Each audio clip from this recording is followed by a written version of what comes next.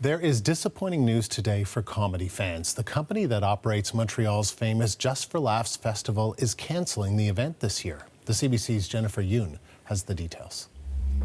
Well, Andrew, the long and the short of it, financial difficulties. Just for Rire, which is the company behind the festival, says the 2-year shutdown during the pandemic did some serious damage to the company when it comes to lost revenues. Costs were also rising, and the media landscape has changed so much. There were new challenges like reduced budgets at networks and the impact of streaming platforms. The company has filed for bankruptcy protection, and it said in a press release that it is restructuring in the future, but for now, 70% of the company's workers have been fired. They found out at 9:30 this morning, and shows and the festival, as you mentioned, this year have been canceled. So what reaction have you seen to this news, Jennifer? Must just be devastating to a lot of folks.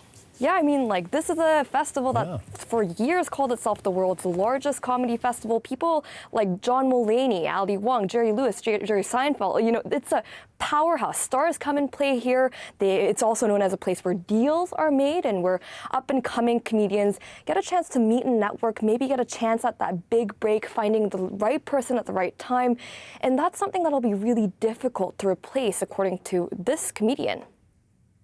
Really sucks for people who have to rely for this stuff, like new comedians who want to make their name, break in, do stuff. It's going to be a lot harder, Now, we're also hearing reaction from the mayor of Montreal. She said that she heard the news with a lot of regret. She said that it's a flagship event in the city's cultural scene and that the city will be meeting with the company to discuss next steps because the company is hoping to bounce back. It says that it hopes to be able to host a festival in 2025, but for now, we'll have to keep an eye on how that restructuring takes place. Andrew?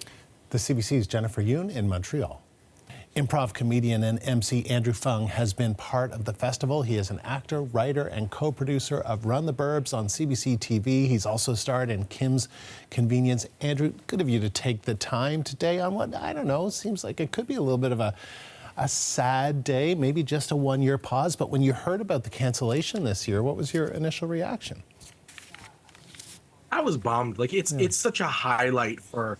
On the cultural level, it's such a highlight. It's such a wonderful festival. Montreal, comes alive that time of year. It's such a cultural highlight. It's such a great opportunity and kind of like a landmark for comedians to rise up to. When you book something at JFL, when you're one of the new faces of JFL, it's such an exciting time for emerging comedians and an opportunity to work with established comedians. So I was a bit bummed that we're going to miss out on it this year. So you've been part of the festival. Can you talk about your experience and what it was like, the energy, the connections that you made? Well, as a performer, as a comedic performer, going out, it's it's a big conference. It's a conference when you see your peers. It's a conference, an opportunity to meet people you look up to or you want to collaborate with. There's so many opportunities to work with each other. In regards to a festival, going to it, the shows are electric. The shows are scattered throughout the days there. They're all over kind of this little area of the city. Each show is a banger because the comedians bring their best. They're bringing their A game, and that's the way comedians have seen it. They're bringing their tight sets. They're not trying stuff out. They're bringing what they know has been established to be good.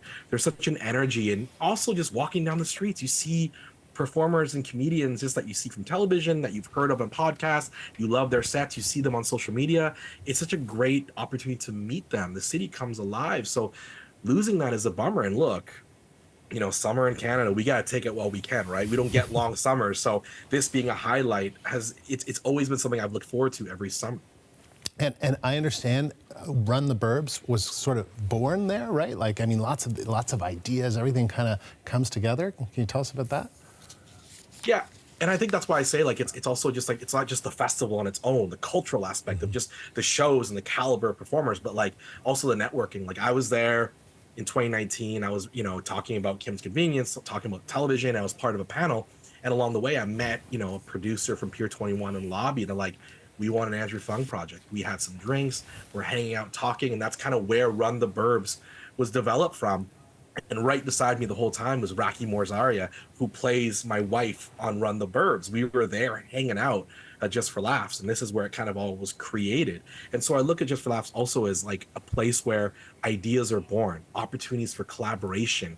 You know, these openers, these established comedians bring openers like from the local level, your first taste of like the big time. But the truth is this, like, as sad as it is to lose at Just for Laughs for just the 1 year, maybe, comedians are resilient. We make a living off of dozens of dollars. All right. We will be resilient. And I know, you know, Sled Island out in Calgary, Improvaganza out in Edmonton, Sketchfest is happening right now in Toronto. So there will be local scale festivals that fill the void. And so it's a great time to pivot and support those smaller festivals.